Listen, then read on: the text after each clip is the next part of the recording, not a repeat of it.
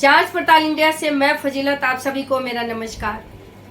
सच और सच्चाई को एक बार लेकर फिर हाजिर हूं मैं आप सभी लोगों के सामने में। साथियों, आप लोगों को याद होगा कि स्मृति ईरानी जब राजनीति में आई थी तो सबसे ज्यादा टारगेट वो राहुल गांधी को करती थी और राहुल गांधी को उन्होंने अमेठी का सीट हराने का काम किया।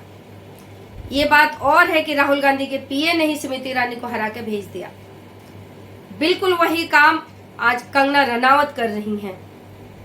कंगना रनावत जब से राजनीति में आई हैं सिर्फ और सिर्फ राहुल गांधी को टारगेट करती रहती हैं। लेकिन हद तो तब हो गया जब कंगना रनावत ने देश के किसानों पे एक भद्दा बयान दे डाला। पूरे देश भर में कंगना रनावत के पुतले फूके गए, प्रदर्शन करे देश के किसानों ने कंगना रनावत के खिलाफ। उसी को लेकर मैं बीजेपी आरएसएस के एक नेता से जब मैंने पूछा कंगना रनावत के बारे में, तो आइए सुनते हैं क्या है उनका बयान। मैं आपसे पूछना चाहती हूँ कि अभी आपने सुना होगा कंगना रनावत का एक बयान जो बहुत ज्यादा वायरल हो रहा है और इस बयान के खिलाफ सारे विपक्षी पार्टियां धरना प्रदर्शन भी कर रही है। अच्छा, कंगना रनावत ने जो बोला था किसानों को लेकर कि जो धरने पे किसान बैठे थे वहाँ बलात्कार हो रहा था, वहाँ पे हत्याएं हो रही थी। मतलब देखा जाए तो उन्होंने किसानों को हत्यारा से लेकर बलात्कारी तक कह डाला। और क्योंकि कंगना रनावत जो है अब एक रिस्पॉन्सिबल पद पे है, वो बीजेपी से एक मेंबर ऑफ पार्लियामेंट है, तो उस पे आपका क्या विचार है? आप क्या कहना चाहते हैं? कंगना रनावत ने जो अपना बयान दिया था, थोड़ा तेज बोलिए भाई जी। कंगना रनावत ने जो अपना बयान दिया था वो इतने प्रतिष्ठित पद पे जाने के बाद में उनको बयान को इस तरीके से नहीं पेश करना चाहिए था, नहीं देना चाहिए था। उन्होंने जो बोला कि उस बात को मैं समझ रहा हूँ किस तरीके से बयान दिया। हाँ, यही बात मैं गारंटी से कहता हूँ, जो उन्होंने बोला अगर शब्दों के थोड़ा सा आदान प्रदान अच्छा करके बोलते तो उनकी बात में सत्यता भी 90% थी। अच्छा, किस तरीके का जो उन्होंने बयान दिया? हाँ, मैं ज्यादा व्याख्या नहीं कर पाऊंगा। हाँ, जो शब्दों का जो नहीं तो खुल के बोलना पड़ेगा ना। आप तो कम से कम आप ही उसको पूरी तरह से डिफेंड कर दो। जो उन्होंने शब्दों का आदान प्रदान किया वो निहायत ही गलत था, उसका मैं समर्थन नहीं करता। अच्छा, निंदा करते हैं आप। जो उन्होंने शब्दों का जिसमें जो चयन किया उन शब्दों में कहीं ना कहीं 80 से 90% में सत्यता भी देखता हूँ। अच्छा, तो आप भी मानते हैं कि वहाँ पे हत्या और बलात्कार हुए थे? वो किसानों का आंदोलन नहीं था। अच्छा, वो हकीकत में केजरीवाल जी और इनके जो विरोधी दल है उनके द्वारा चुना हुआ षड्यंत्र था। अच्छा, वो खालिस्तानियों के द्वारा लाया हुआ षड्यंत्र था। अच्छा, कुछ अब तुम देखना, अब आप कुछ दिन के बाद में दिल्ली में फिर किसानों का मामला छेड़ा जाएगा।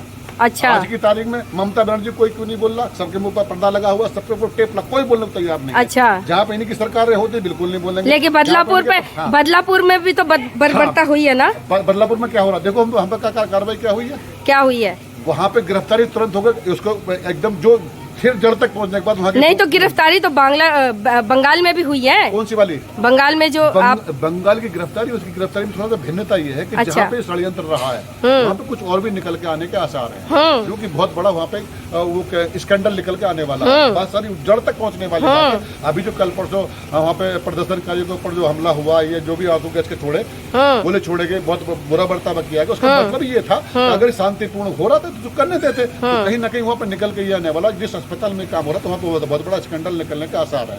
तो आपको नहीं लगता कि ये चाहे किसी भी पार्टी की किसी भी राज्य में कोई भी सरकार हो, लेकिन देखा जाए तो हमारे समाज में बहन बेटियां सुरक्षित नहीं है, चाहे सरकार किसी की भी हो। उसके लिए क्या कदम उठाना चाहिए सभी को?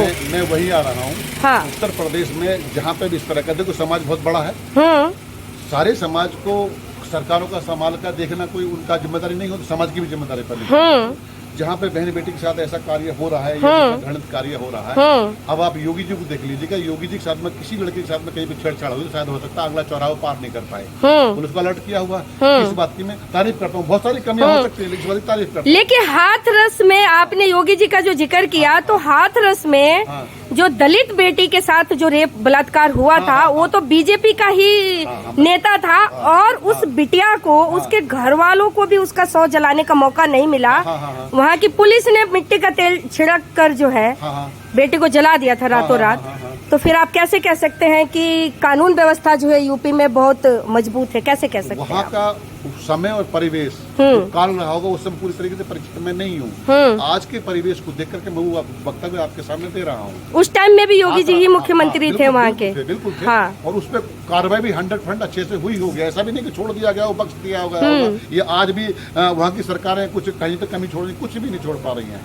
उस टाइम का जो परिस्थिति रही होगी, क्या रही होगी, इस बात मैं नहीं उतरा। अच्छा, नहीं करना चाहते आप? हाँ, उस पर ना मुझे जानकारी भी नहीं उस विषय की। ठीक है। जो जानकारी आज की जो मुझे है, मैं ये नहीं कह रहा कि वो सरकार सब ठीक है, अपनी सरकारों को सब बचाने का काम करते हैं। आज की तारीख में मीडिया लेवल पर जितने भी इनके प्रवक्ता लोग बैठते हैं, सब अपनी सरकारों को बचाने का काम कर रहे हैं। लेकिन उस मुद्दे पर आकर के बेटी को बचाने का जो अभियान है, बेटी को सुरक्षित रखने का जो अभियान है, उस पर सभी सरकारें लगभग एक जैसा ही काम करती है, अपने आप काम कर रही और है, दूसरे को फंसाओ। हाँ। मतलब ये कहने का कि हर हाल में जो सरवाइव करना पड़ रहा है वो समाज को ही करना पड़ रहा है, चाहे सरकार और पार्टी कोई सी भी हो। समाज से आएगा, सरकारें कुछ भी नहीं करेगी।